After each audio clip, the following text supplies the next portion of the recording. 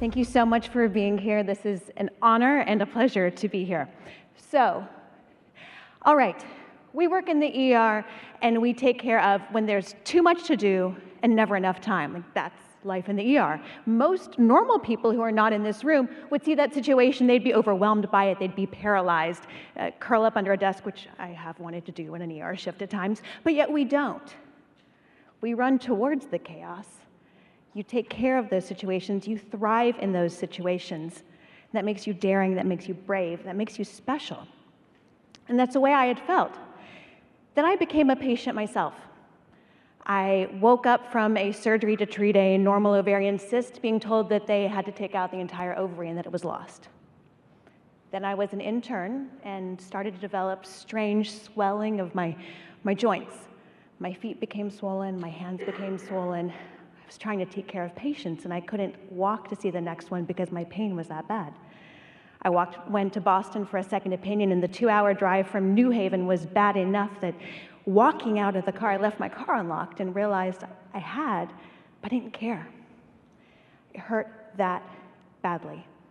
So I started to look at solutions. I was put on Enbrel, was giving myself an injection twice a week, which I think the worst people to give themselves injections are doctors. I was pretty sure I hit an artery several times by giving my injection in my quad. I started to find some solutions, and I distinctly remember somebody saying, "That'll never work." Well, it worked. So, as Jenny mentioned, some of the things I do is try to spread this message. I go on television, the doctors, and CNN earlier today, so thank you, CNN, for hair and makeup. That was an extra unplanned bonus. But to try to spread the message, and yes, I have mom hacks coming out, so I have to remember, I wrote it on my hand, which is totally professional, but yes, there are little free facial scrubs in the back. If you pre-order the book after this talk, I have a free facial scrub free and some extra bonuses, so please do go back there. But so that same voice of "that'll never work," I heard that again when I was pregnant with my first child. I was at dinner with a friend and I was talking about running and she said, "Oh, yeah, exercise, that'll never happen once you're a mom." And I heard that and I started to look at the statistics and I found out that in many ways she was right. Once you become a mom, your risk of obesity rises by 7% with each additional child. Being a mom is statistically more likely to eat poorly, exercise less, and sleep less. So like any moms out there, anybody who's ever taken care of a child, you know that's the truth, right? Yet what bothered me is that everybody seemed okay with it.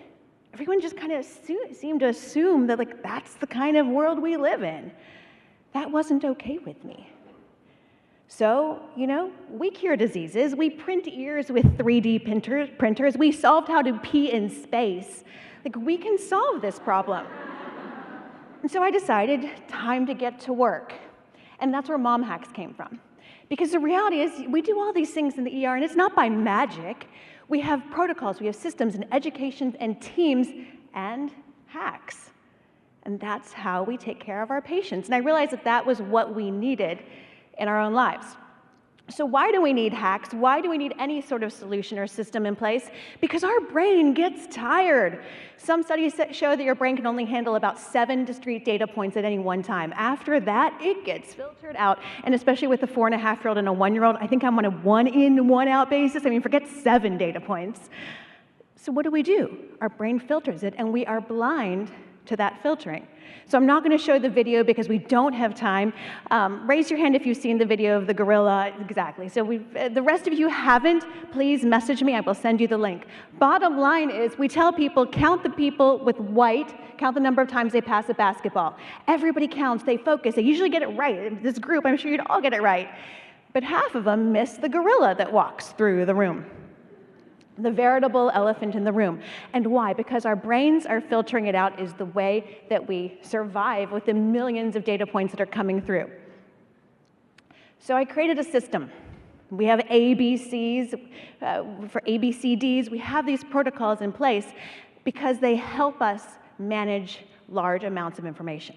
And I realized that what we didn't need was, just work harder, or just use your willpower, or just eat celery, not chocolate. Doesn't work. what we needed were hacks, and that's what we're going to talk about today. So we're going to do a quick sampling of a bunch of them. There's 110 in the book, and they're all like my children, and I can't decide amongst all of them. But I had to give you a few samples. So what I suggest, we'll go through each of them. DARE. The first two are to reduce your cognitive load. These are those things that we're constantly thinking about. When should I exercise today? I hate exercise. Where are my shoes? That take brain power. The bottom two are the things we really should be focusing on that we've heard a lot of great speakers talk about today. And if you can reduce the cognitive load with the first two bullets, then you have the brain energy to focus on them. So first, design your environment. Now, it may sound unbelievable, but we are hopelessly and unconsciously affected by our environment. Our caveman grandmothers, if they wanted to go overeat after their literal Neanderthal boyfriend dumped them, they couldn't, right? They'd have to go out of the cave, try to find some berries, try to not get eaten by a saber-toothed tiger. We still have those cave woman brains in our head. Okay, men, sorry guys, have caveman brains in their head. We may be more evolved as females, but we're in this modern world. We're not adapted to that. So instead of trying to overpower it by using more willpower, you can change your environment. So here's one way to make, simply we'll talk about with design, is putting obstacles between you and the unhealthy. Here's one way to do it.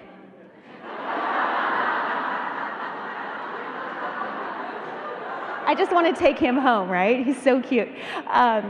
So how do you do that? How do you make the swimmies for your brownies? Number one, basic, just not having it in the house. It sounds pretty basic, but according to the National Weight Loss Control Registry, 80% of people who lost weight were by taking things that they always never could resist, by taking it out of the house. Didn't resist it, didn't have to use their willpower. Number two, put obstacles, swimmies and brownies, between you and the unhealthy. Sounds kind of obvious, but according to a research out of the University of Utrecht, if the chocolate is 6 feet away, AKA you have to get up out of your chair to get it, or you have to get up on a stool to get it, you eat 33% of what you normally would. And this was without any additional cravings. It literally didn't cross their mind. And the interesting thing when I was researching for this book, with behavioral psychologists, apparently they do all of their studies with M&Ms. So go figure. But again, so put a single obstacle, put the food out of reach, requiring a stool, you'll eat 33% of what you normally would, no willpower required. Another one, rearrange your pantry so that you don't see the unhealthy and so you do see the good. Again, sounds basic. Google had a problem that their employees were eating too many of their free M&Ms, right? What did? They didn't want to tell them not to eat M&Ms, and they wouldn't look like a very loving company. So they had to hire a behavioral psychologist, but they came in, they took the M&Ms, and they took them from a clear container and put them in an opaque container. They didn't do anything else. Just that single change, in the next 7 weeks, their 2,000 employees ate 3 million fewer calories of M&Ms. So we are hopelessly influenced by our environment. So use that to remember, we are lazy and monkey see, monkey eat. That's gonna happen. So let's just accept that and change our environment to stop making it so hard on ourselves.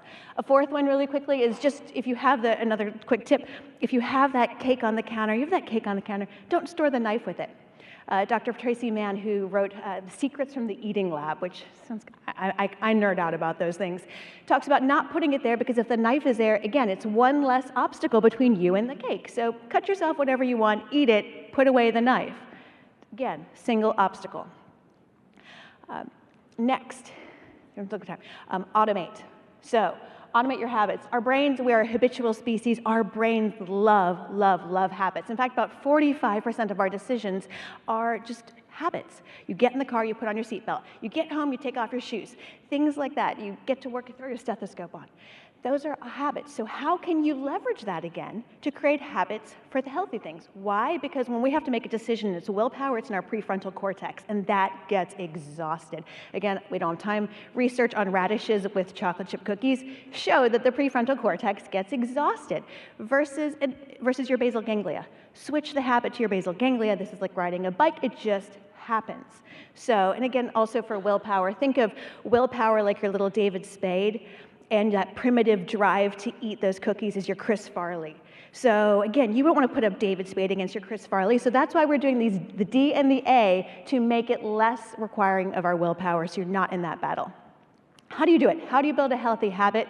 Really quickly, you have your cue, You have your routine, which you want to do, and you have your reward. This is from research out of Stanford and B.J. Fogg. And he talked about maybe making it very tiny. Your routine, if that's an exercise you want to do, make it very tiny. B.J. Fogg says that he started his exercise routine by doing 2 push-ups after he started brushing his teeth. Like 2 push-ups, like really? Neurobehavioral shows that when you're trying to create that cue to the routine, it doesn't matter the quantity of the routine, you just want the quality of A to B behavior. Think of water over time creating a crevice through rock. It can be a drop. It doesn't take very much, but what's required is that the water always goes in the same direction. So create your cue. Cue needs to be something that you always have happen, like brush your teeth, go to the bathroom, wake up, drop your child off at school. Do that and then have a tiny habit. Maybe it's a 5-minute walk. Maybe it's a few jumping jacks. Maybe it's a sun salutation. Create that, keep it tiny. Doesn't matter how small it is, just always do it. You don't have time for your 5-minute walk, walk for a minute. Behavioral psychology shows that that is enough to create those patterns. And so just a couple of quick examples. Running, a colleague told me that she didn't have time to run because she didn't have 30 minutes. You don't need 30 minutes. Run for 4 minutes, run for 2 minutes, doesn't matter. Again, create that pattern. Number 2, another example, consistent bedtime and wake-up routine. So for us, we can't go to bed and wake up at the same time, right? Like, that's great advice, but sorry, my shifts don't work that way unless you can have a system that follows a circadian rhythm, like Arlene mentioned, but most of the ERs I've worked at don't really care about my circadian rhythm. That makes it really hard to keep a consistent sleep schedule, but you can do a similar routine. So any parent who's had a bedtime routine for their kids, it works for you too. An hour before bed, you create that routine. Okay, I'm starting my routine. Start dimming the lights. I'm going to go take 20 minutes, do hygiene. I'm going to wash, shower, whatever you want to do. I'm going to go then do 20 minutes of relaxation.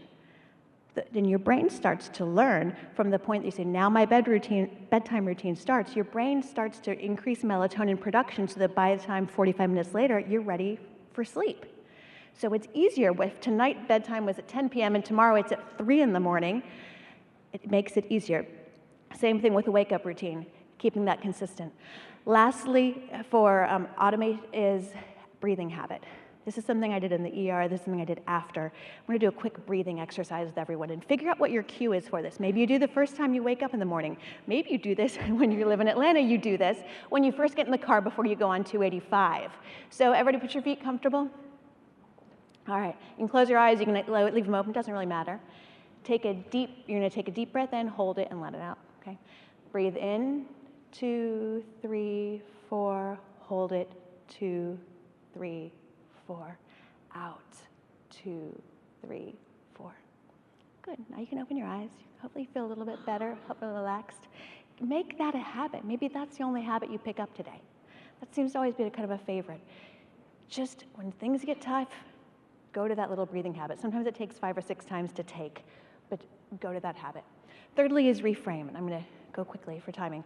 I'm going to reframe your thoughts and intentions. The Buddha said, with our thoughts we make the world. And again, the people who watch the gorilla beforehand, they think, no way, I see things as they are. The gorilla movie video shows that that is really not the case. A couple other illustrations. Was it a blue or a black dress? It's a white or gold. I think anybody who sees white or gold is crazy, but supposedly that's a fact. Did you hear Yanni or did you hear Laurel? Our brains are filtering. We do not even notice. With our minds, we make the world. And for most of us, it has this little bit of a negativity bias. Maybe it's called med school syndrome.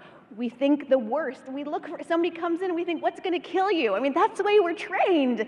It's not a good way to live our lives. So you can change your focus really quickly. Rick Hansen said the brain is like Velcro for negative experiences, but Teflon for positive ones. So what can you do? You can change your happiness set point. We all have a little bit of a happiness set point. No matter what happens, you can win a lottery, you get really euphoric for a while, and then you come back down to it. Except one tool that has been found to actually move it is gratitude. So something I started doing, start incorporating this. Maybe at night before you go to bed, you try to find 3 new things. It has to be 3 new things every single night. Sean Akers' research you may have seen. Do this for 21 days. You can actually take somebody who's low-level pessimist, you can make them low-level optimist. It changes our worldview. And why? Because instead of scanning for threats, instead of scanning for what's going to kill them, is it a PE or a pneumothorax, you start scanning during the day for the positive things. Because that's what you're looking for. What am I going to write about at night? It changes your happiness set point. Finding gratitude in the mundane. Albert Einstein said, there are two ways of living, as if nothing is a miracle, or as if everything is. So how can we start to look at that? It's not a Pollyanna view. It's looking at the small things you do every day that we usually don't get thanked for. People often don't know their ER doctor. So finding those and feeling that gratitude for them and letting it register for you is one of the key ways. Lastly, engage. Nobody quits smoking alone. Nobody makes big decisions and makes big change alone. So engage your raft of bitches. Keep them together. They are what drives you to make all of these changes. Archimedes said, give me a place to stand, a lever long enough, and I will move the world. You can do that. Design and automate. Reduce your cognitive load and redirect it at that reframing, those engaging, where we really need to think, but we usually don't get a chance to think about it because we're too busy thinking about the habits. So again, dare. Just choose one. Maybe choose one from the D and the A section. Choose one from the R and the E section.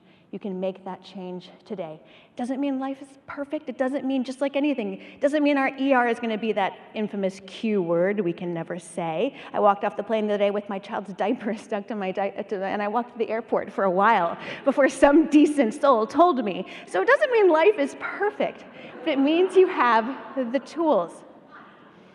It means you get more of that I've got this that you have in the ER. It's our best years are still ahead of us, and you have got this. Thank you.